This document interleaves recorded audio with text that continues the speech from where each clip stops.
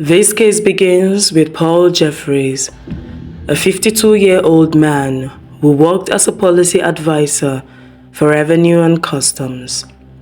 He was described as a soft-spoken and private man, and he was respected by his colleagues for his intelligence and professionalism.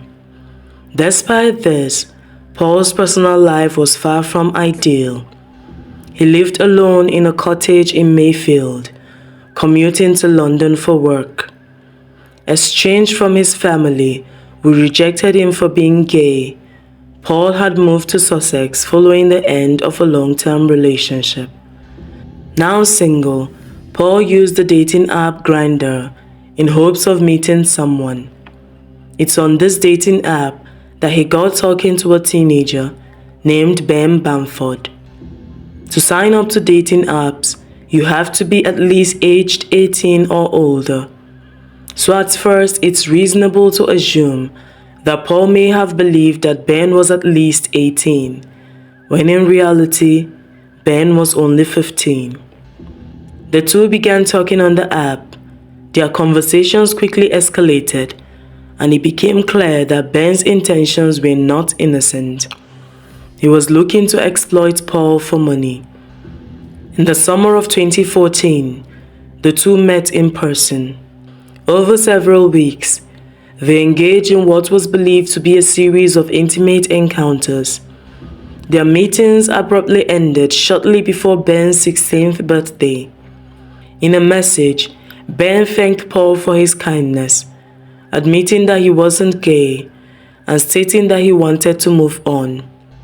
Paul responded gracefully, wishing Ben well and offering to be a listening ear if he ever needed one. It is believed that Paul must have known that Ben was under the age of 18, as Ben was attending school when they met over the summer of 2014. Ben was studying for school exams and was living at home with his parents. However, according to court documents, Ben never told him his real age and never mentioned that he was still under the age of 16, although many have argued that Paul may have indeed known the age of Ben and still chose to continue seeing him. After Ben messaged Paul, telling him that they should no longer meet, they stopped talking for some time. In the year 2015, Ben had gotten involved with illegal substances, mainly Valium. He was using and selling these substances. However, his use had far exceeded the amount he made from selling, and so he started using some of the supply he was supposed to sell. His parents found out about his involvement with these illegal activities and tried their best to help him, but Ben rejected their offer of help. Struggling with addiction and mounting debts, Ben's suppliers were pressing him to pay up, a demand he couldn't meet. His parents, desperate to help, offered to pay off the debt if Ben agreed to stop using drugs. He refused, and the pressure from his suppliers mounted, leaving Ben increasingly desperate. Then in December 2015, after 17 months of silence, Ben reached out to Paul again. Now 17 years old, Ben visited Paul's home and spent the night there. Ben and Paul were again in contact with each other. On the night of February 23rd, Ben's debt was due. He owed his suppliers £400, a sum he had no way of paying. In a final act of desperation, he messaged Paul asking to meet. Paul agreed and picked Ben up. Before arriving, Ben consumed Valium. The two arrived at Paul's home, made their way up the stairs, and removed their clothing. From evidence that was later recovered, the two began being intimate with each other, but what happened next remains the subject of debate. According to Ben, he didn't want to go the full way, but Paul had other ideas. Ben asked Paul to stop, but Paul didn't listen, and continued to force himself upon Ben. Ben said that at this point that he became scared. He told Paul that he needed to stop as he needed to go to the toilet right away. According to Ben, at this point he had had enough and just wanted to go home. So with the excuse of going to the toilet, he went to the front door to get away, but panicked when he realized that the door was locked. He said he frantically searched for a key, but was unable to locate one. So instead, he went to the kitchen and grabbed a small knife. He turned around and made his way back up the stairs, where Paul was lying in bed. Ben says that he picked up the kitchen knife in case he needed to ward off any further unwanted advances from Paul. Ben entered the bedroom, and Paul was lying on the bed. He turned around to see Ben holding the knife, and in an instant Ben lunged forward towards Paul and stabbed him over and over again. Ben stabbed Paul repeatedly. The attack was so frenzied that the exact number of wounds was hard to determine, but crime scene analysts estimate there were more than 40 wounds. Despite his injuries, Paul managed to stagger downstairs, bleeding heavily. In the living room, Paul attempted to call for help using his landline, but Ben struck him, slamming his head into the wall and hitting him with a heavy candle holder. Paul, now gravely injured, crawled to the kitchen, but Ben followed closely behind, retrieving a serrated bread knife. He walked over to where Paul was crawling on the floor. Ben slashed his throat with a blade a number of times, severing his windpipe and jugular vein. But Ben was not quite done yet. He retrieved another knife and proceeded to plunge the blade into Paul's neck again and again, and slashed his back a number of times too. In total, Ben inflicted in excess of 40 knife wounds to the head and body of Paul, and he did so with at least 3 different blades. There were also stab wounds to Paul's face, his right eye, his forehead, and his kidney and spleen had been penetrated. The overall attack lasted several minutes, during which time Paul was conscious. When Ben realized what he had done, he was shocked and disturbed. Paul was still very much alive after all this, and was barely clinging on to life. When Paul finally lay dying, Ben covered his face with a tea towel, unable to face the man he had just brutally killed. During the frenzied attack, Ben had injured himself, receiving a deep knife wound to the base of his right thumb, which severed several tendons. Ben realized that he was bleeding profusely and needed medical attention, so he dressed up, took Paul's car keys, and fled the scene in Paul's Audi TT.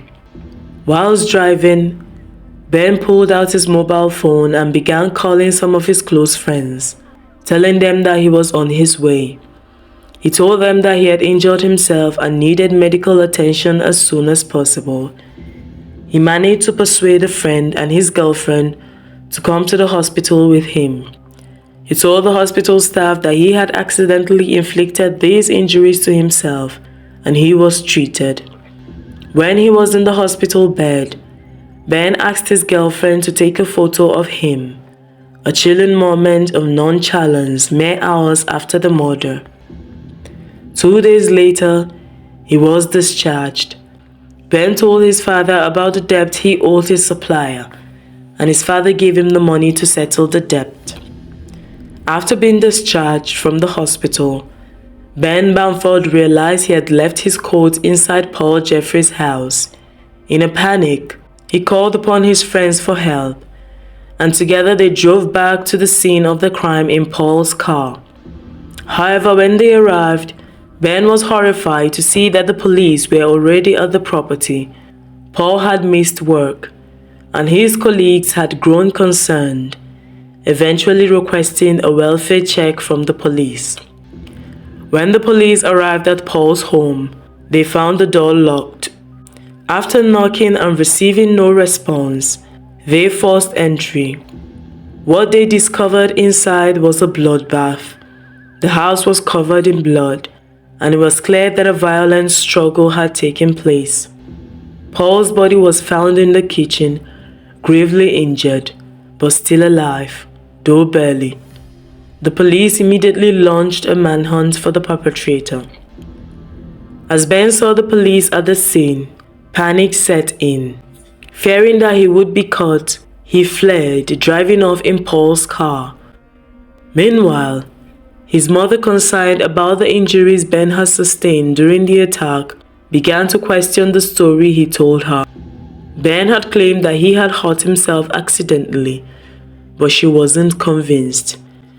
During a tense conversation with his mother, Ben became visibly upset. He smashed a mirror in frustration and grew tearful. After repeated questioning, Ben finally broke down.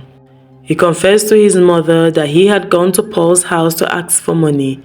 He revealed that he had met Paul online when he was just 15, and that Paul had forced himself on him during their past encounters.